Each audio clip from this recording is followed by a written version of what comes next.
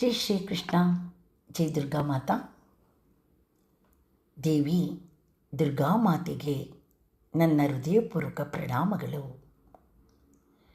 ಜಗತ್ತಿನ ಎಲ್ಲ ಜೀವಗಳಿಗೆ ತಾಯಿಯಾಗಿರುವ ಜಗಜ್ಜನನಿ, ರಕ್ಷಕಿಯಾಗಿ ಮತ್ತು ದಿವ್ಯ ಶಕ್ತಿಯ ಕರುಣೆಯ ಮಾತೆಯಾಗಿರುವ ಜಗನ್ಮಾತೆ ದುರ್ಗಾದೇವಿಗೆ ನನ್ನ ಕೋಟಿ ಕೋಟಿ ಪ್ರಣಾಮಗಳು. ಆತ್ಮೀಯರೇ, ನನ್ನ ಯೂಟ್ಯೂಬ್ ಚಾನಲ್ ಆತ್ಮ ಪರಮಾತ್ಮ ಮುಖಾಂತರ ಇಂದು ನಾವು ಒಂದು ಮಹಾನ್ ಮತ್ತು ಪವಿತ್ರ ಗ್ರಂಥವಾದ ಶ್ರೀ ದುರ್ಗಾ ಸಪ್ತಶತಿಯ ಅಧ್ಯಯನವನ್ನು ಪ್ರಾರಂಭ ಮಾಡ್ತಾ ಇದ್ದೀವಿ. ಶ್ರೀ ದುರ್ಗಾ ಸಪ್ತಶತಿಯ ಹೆಸರೇ ಹೇಳುವಂತೆ ಸಪ್ತ ಅಂದರೆ 7, ಶತಿ ಅಂದರೆ 100, ಸಪ್ತಶತಿ 700 ಪವಿತ್ರ ಶ್ಲೋಕಗಳನ್ನು ಒಳಗೊಂಡಿರುವ ದೇವಿ ಮಹಿಮೆಯ ಮಹಾನ್ ಗ್ರಂಥ ಶ್ರೀ ದುರ್ಗಾ ಸಪ್ತಶತಿ.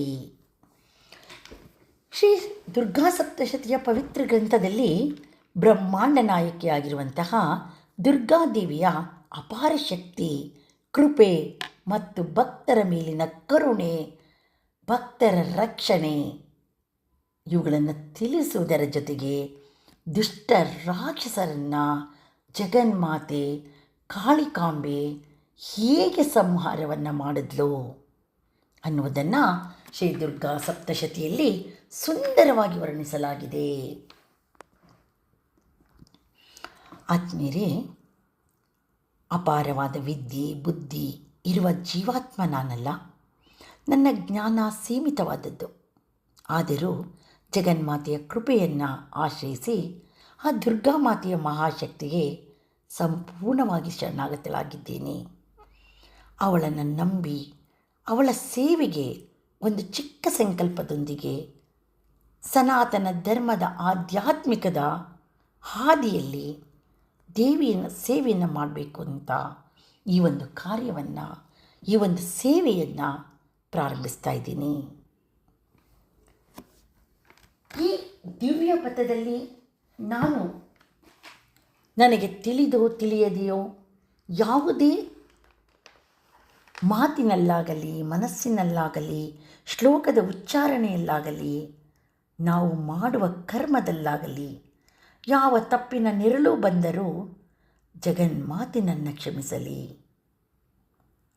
ನನ್ನ ಆಧ್ಯಾತ್ಮಿಕದ ಮಾರ್ಗದಲ್ಲಿ ಕರ್ತೃಭಾವ ಮರೆಯದಂತೆ ದಾರಿ ತೋರಿಸಲಿ. ನನ್ನ ಈ ಒಂದು ಮಾರ್ಗದ ಕರ್ತೃಭಾವಕ್ಕೆ ಜಗನ್ಮಾತೆಯ ಆಶೀರ್ವಾದ, ಅವಳ ಅನುಗ್ರಹ ಬಹಳ ಮುಖ್ಯ. ನನಗೆ ದಾರಿ ತೋರಿಸುವ ಗುರುವಾಗಿ, ತಾಯಿಯಾಗಿ, ಜಗನ್ಮಾತೆಯಾಗಿ ನನ್ನ ಕೈ ಹಿಡಿದು ನಡೆಸುತ್ತಾಯೇ. ಮೊದಲೇ ಹೇಳಿರುವಂತೆ ನನ್ನಿಂದ ಯಾವುದೇ ತಪ್ಪಾದರೂ ನೀವೆಲ್ಲರೂ ಆತ್ಮೀಯರೇ ನನ್ನನ್ನು ಕ್ಷಮಿಸಿ, ಸಹಕರಿಸಿ, ಪ್ರೋತ್ಸಾಹಿಸಿ, ಸಹಕಾರ ನೀಡಿ. ನಾನು ನಿಮಗೆ ಕಳಿಸುವ ವಿಡಿಯೋಗಳನ್ನು ನೋಡಿ ಆಲಿಸುವುದರ ಜೊತೆಗೆ ಲೈಕ್, ಸಬ್ಸ್ಕ್ರೈಬ್, ಶೇರ್ ಮಾಡಿ. ಕಮೆಂಟ್ ಮಾಡುವುದರಿಂದ ನನ್ನ ಈ ಪ್ರಯಾಣದಲ್ಲಿ ಏನಾದರೂ ತಿದ್ದುಪಡಿ ಮಾಡಿಕೊಳ್ಳುವುದಿದ್ದರೆ ನನಗೆ ಸಹಾಯವಾಗುತ್ತದೆ. ಪಕ್ಕದಲ್ಲಿರುವ ಬೆಲ್ ಬಟನ್ ಪ್ರೆಸ್ ಮಾಡುವುದರಿಂದ ನಾನು ಹಾಕುವ ಎಲ್ಲ ವಿಡಿಯೋಗಳ ನೋಟಿಫಿಕೇಷನ್ ನಿಮಗೆ ತಲುಪುತ್ತೆ. ಮಹಾನ್ ಗ್ರಂಥ ಶ್ರೀ ದುರ್ಗಾ ಸಪ್ತಶತಿ.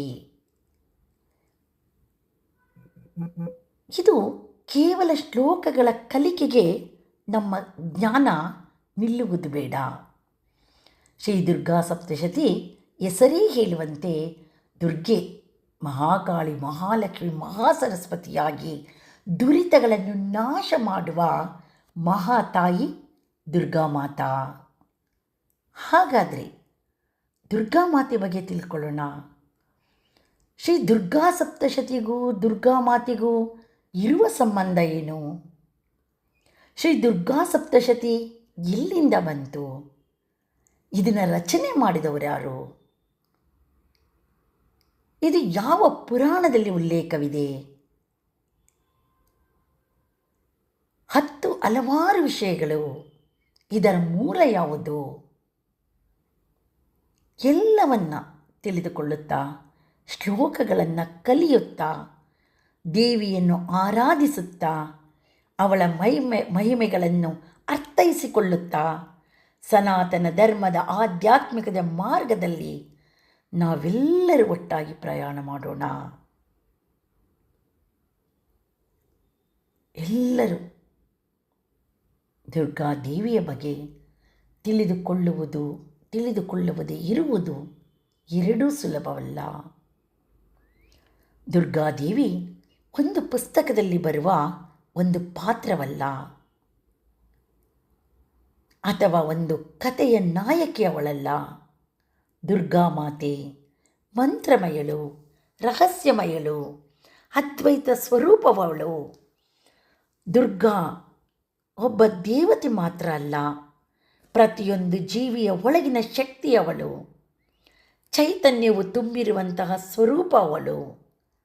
ದುರ್ಗಾ ಅಂದರೆ ನಿನ್ನೊಳಗಿನ ಭಯವನ್ನು ನಾಶ ಮಾಡಿ ನಿನ್ನನ್ನು ನಿನ್ನಲ್ಲೇ ಉದ್ಧರಿಸುವ ಚೈತನ್ಯದ ಶಕ್ತಿಯವಳು.